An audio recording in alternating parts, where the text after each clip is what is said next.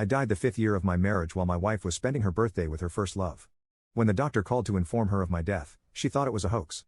She said, "He can die if he wants to, and he'll have to divorce me even if he dies." When she saw my lifeless body, she broke down in tears, crying, "Wesley, I'm sorry. I was wrong, but it was too late." I would never come back to hear her apologies. 3 years of marriage to Tessa Shane, followed by 2 years of separation. Her globetrotting with Kenneth Lee made me the laughingstock of our social circle. A month ago, we met for the last time. I told her I wasn't well, hoping she'd stay.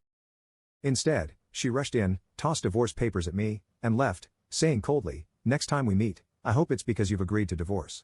Now I'm in a hospital bed, the pain eating away at me. The pain is unbearable. The doctor holds a phone to my ear, pleading for someone to answer. I listen to the cold ringtone, despair growing with each unanswered ring. "Please, pick up," the doctor begs, voice cracking. Palms sweaty. I just want to tell Tessa I'll sign the papers, but I know it's hopeless. She's probably blocked my number long ago. Staring at the bland ceiling, I feel the last of my hope fade. I give up, knowing she'll never come. The heart monitor flatlines with a long beep. Silent tears roll down my cheeks. Tessa will probably be relieved when she hears I'm gone. I drift awake, finding myself back in the home I once shared with Tessa. There she was, the woman I'd longed for, mindlessly scrolling through her phone on the sofa. Instinctively, I called out, "Tessa." No response. I stepped closer, only to pass right through her. The chilling realization hit me. I was dead, yet somehow still here. Joy or sorrow? I couldn't decide. "Tessa, this place is covered in dust. How long has Wesley been neglecting it?" A sickeningly sweet voice cut through the air. Kenneth, looking impeccable, surveyed the room with distaste. Tessa rubbed her temples before pulling Kenneth into an embrace. "He's avoiding me. Don't worry. I'll divorce him soon." Kenneth nestled into her arms, smiling coyly. My heart ached watching my wife so casually hold another man in our home. They kissed shamelessly beneath our wedding photo, still hanging on the wall like a silent accusation. I wanted to flee but found myself tethered to Tessa, despair growing with each moment. As they fell onto the sofa, entangled, Tessa whispered, "Happy birthday, Kenneth." So that was it. His birthday celebration on the day of my death. Tessa and I grew up together with Kenneth as our neighbor's little boy. Despite the bad blood between our families at the time, my mom and Tessa's were buddies. My mother even saved her life once, which threw us a curveball when my family hit rock bottom. We moved away, and Tessa and I drifted apart. Then came the double whammy. Mom died in a car crash, and Dad landed in the hospital. Desperate times called for desperate measures, so I ended up with the Shanes. Tessa's mom played matchmaker, and before I knew it, I became Mr. Shane. For a while, we were blissfully happy. I poured my heart into being the perfect husband.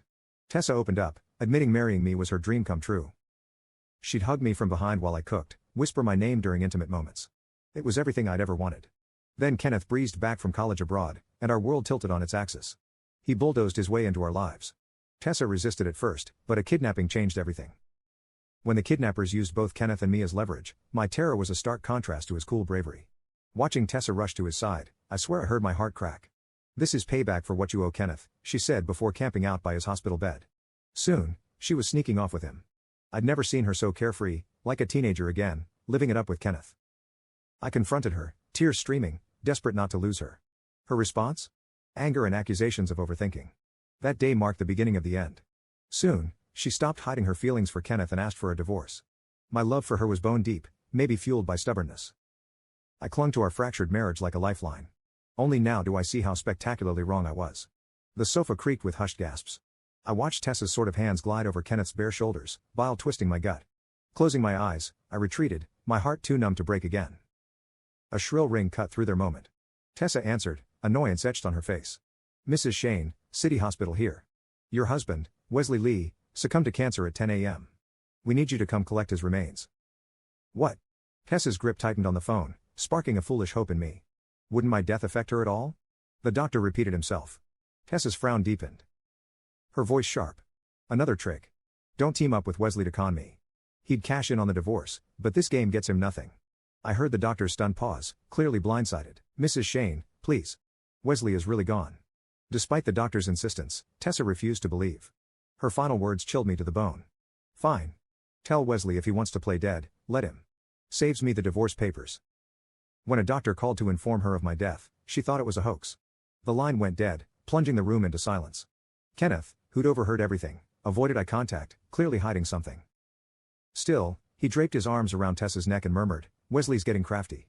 First, the cancer excuse to bring you home, then those frantic calls, and now faking his own death. You're not buying it, right? Tessa's thoughts evaporated as she processed Kenneth's words. Stroking his hair gently, she replied, "Of course not. He's playing with fire, using lies like that." Invisible and heartbroken, I hovered above them.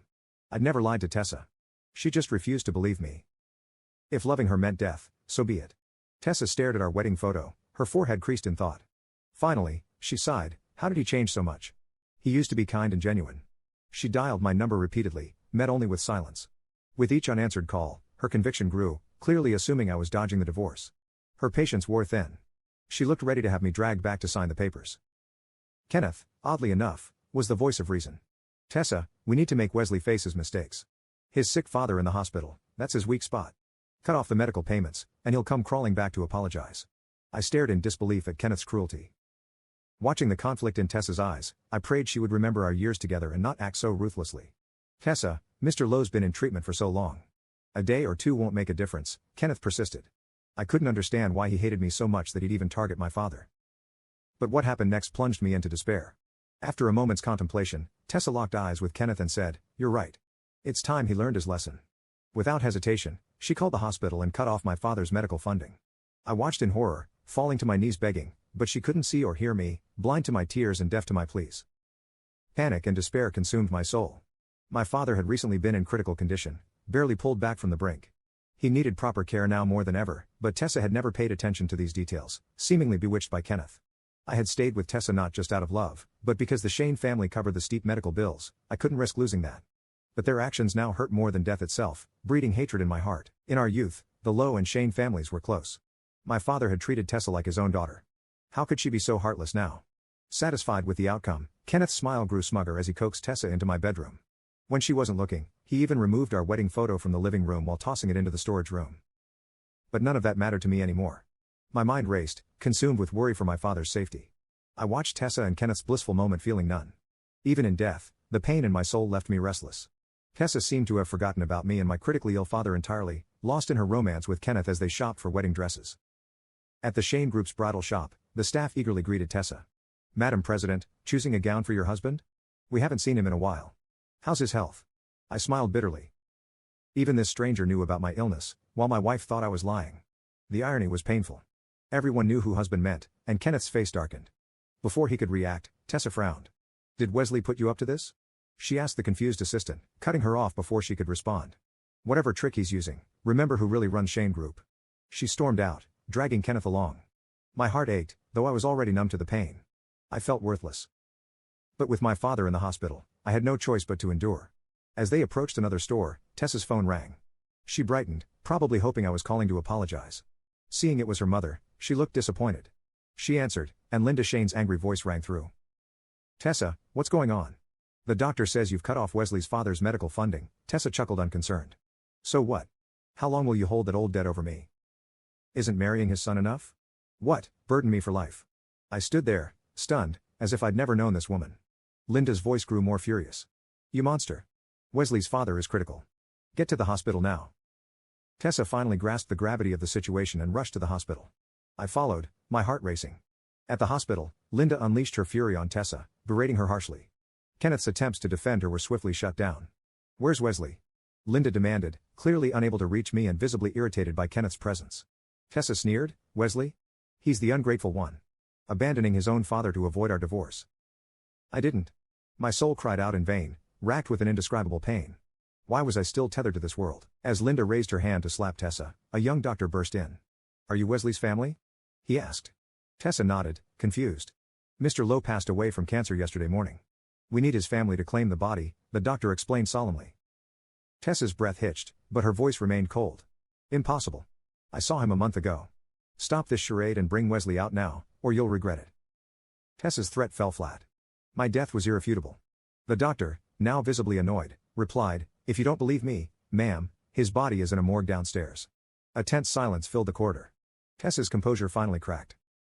Abruptly, she released Kenneth's hand and bolted downstairs.